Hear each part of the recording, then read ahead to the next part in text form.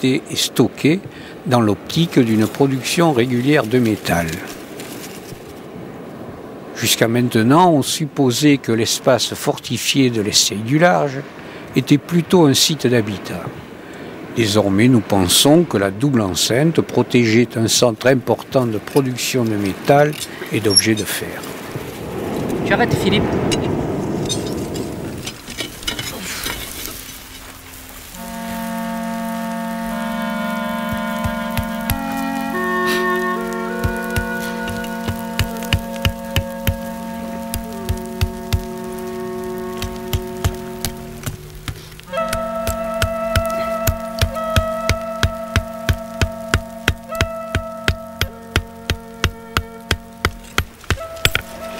Vas-y.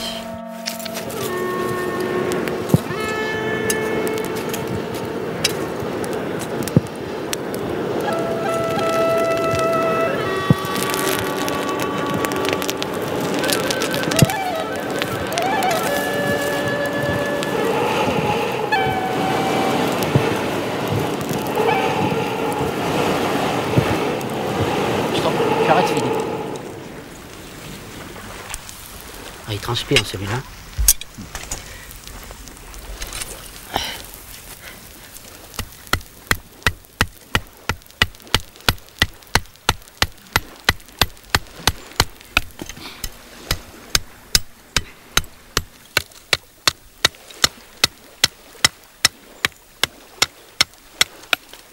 Il y a quelques particules qui se détachent.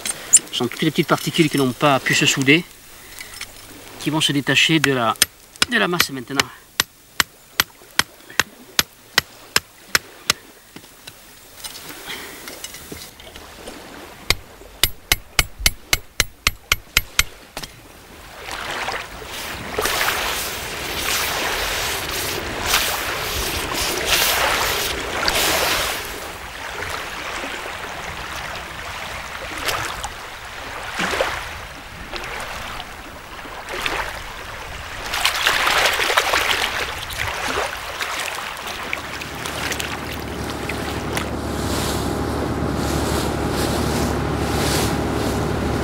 Allez, quand est-ce que tu nettoies un peu tes vitres là?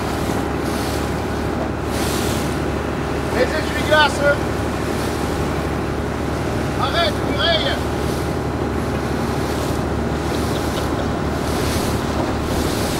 L'expérimentation menée par Jean-Claude Leblanc lui a donc permis de produire un lingot de fer de 300 grammes. Il nous a proposé de poursuivre l'expérience en forgeant des outils comparables à ceux qu'utilisaient les hommes de l'âge du fer. Nous avons vu là la possibilité de réaliser notre rêve, c'est-à-dire reproduire à l'identique une des pirogues qui repose sous les eaux du lac de Sanguinet.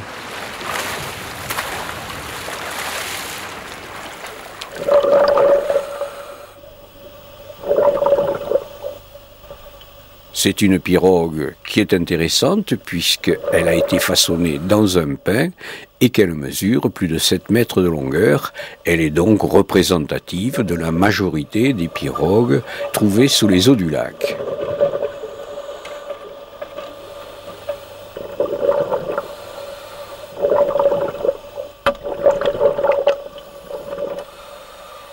Bernard Dubos est au CRES depuis les années 80. Il est venu dans l'équipe parce qu'il se livrait à la plongée sportive, parce qu'il était aussi originaire de la région. Il a trouvé là, au-delà de la plongée, un centre d'intérêt auquel il reste très attaché. Ce système de mesure a été imaginé et réalisé par Bernard, cette structure métallique et ce chariot coulissant qui permet de relever tous les points indispensables à la représentation graphique de la pirogue.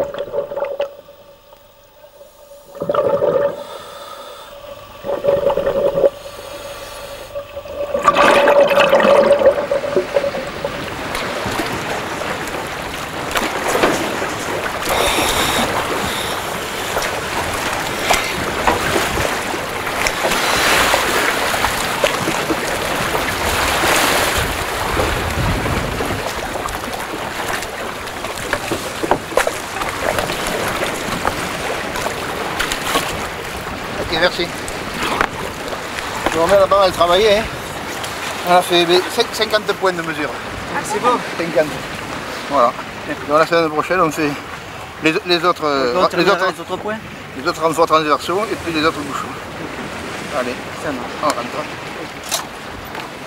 L'opération de reproduction d'une pirogue en pin, comme la majorité des pirogues que nous avons découvertes, est délicate au départ parce qu'il fallait trouver le pin dont la dimension permette de construire une pirogue. La pirogue que nous souhaitons reproduire mesure plus de 7 mètres de longueur, mais surtout son diamètre avoisine le mètre. Dans la forêt landaise actuelle, on n'en trouve quasiment plus. On a retrouvé sur des sites archéologiques des fragments de manches qui étaient encore associés à l'outil. Et on a trouvé donc des liens, des ligatures, en fait, et là on a pu reconnaître que c'était du cuir. D'accord. Si, pour une raison quelconque, le manche vient à se rompre, eh bien, l'outil ne sera pas projeté. Alors, il faut bien serrer le cuir. Tu me tiens bien dedans. L'outil, hein, tu fixes bien dedans. Donc, je fais plusieurs tours et j'amène tout ça là, sur le manche, ici. Il faut bien serrer tout ça. Viens voir. Regarde. Il est galbé là, tu vois, de ce côté-là, là. Ouais. Alors, on va essayer de diriger sur la droite, là, tu vois. Il va falloir le blesser plus de ce côté. Par là. Ouais. Et laisser une charnière, là. Ouais. Et on va le blesser beaucoup plus par ici. On va voir, hein, parce que c'est pas toujours facile. Lorsque nous avons décidé de façonner une pirogue, nous sommes bien rendus compte que personne dans l'équipe n'était capable d'un tel travail. Pour utiliser de façon efficace des outils spécialisés tels que hache, gouge ou herminette, nous avons fait appel à 2 professionnels, Raymond Santuc et Thierry Renaud. Ils prendront en charge la fabrication de la pirogue.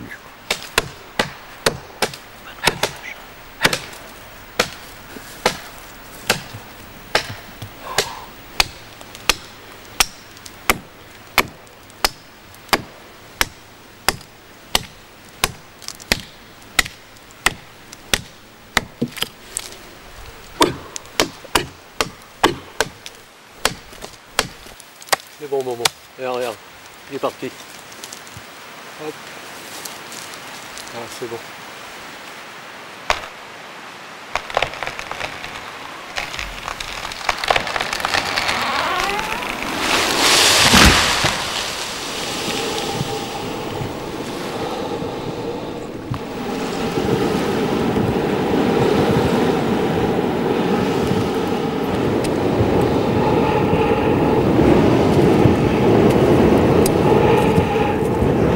Tu arrêtes, Philippe.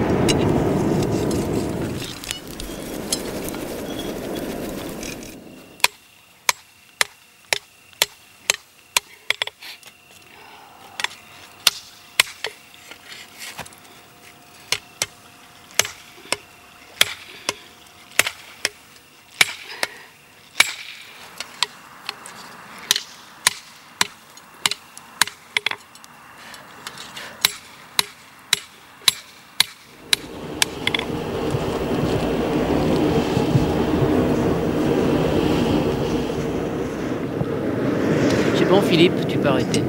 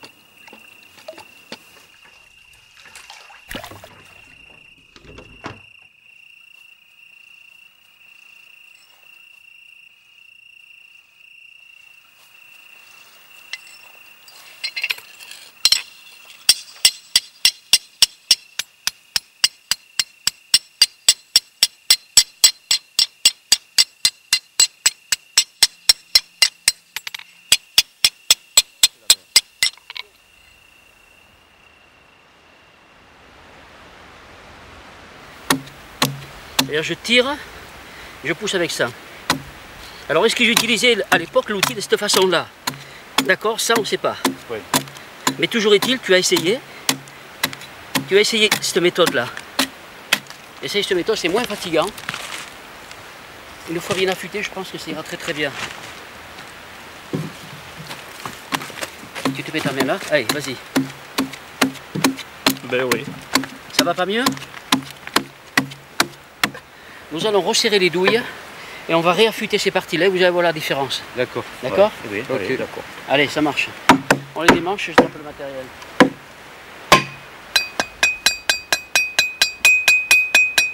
Alors ça, aussitôt que vous constatez que la lèvre se déforme, et bien vous la rebattez.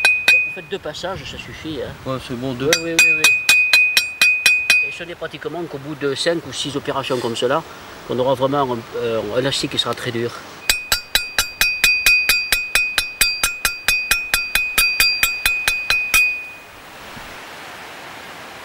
Voilà, mais c'est parfait, hein. On va pouvoir aller l'aiguiser maintenant. Hein. Ah oui, là. Là, ça va. Là, ça va nettement mieux. Très bien. Bon, je vais réparer l'autre aussi. Hein. Extra. Ah, Bon, bien. alors, continue. Allez. Voilà. Ça bloque par là, bouge par là.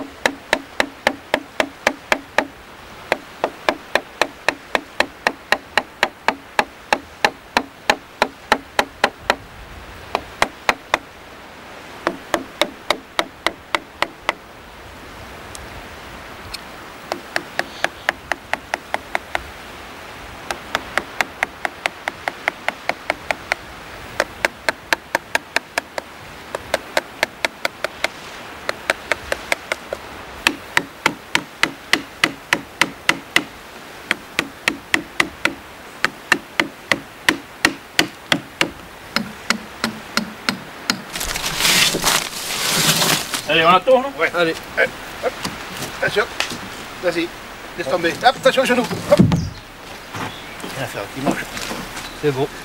Pour avoir une meilleure connaissance de ces pirogues, il est intéressant pour l'archéologue de les expérimenter, de les utiliser pour comprendre, en observant leur qualité de navigation, leur stabilité, etc., pour comprendre à quel usage ces populations, il y a plus de 2000 ans, destinaient ces embarcations.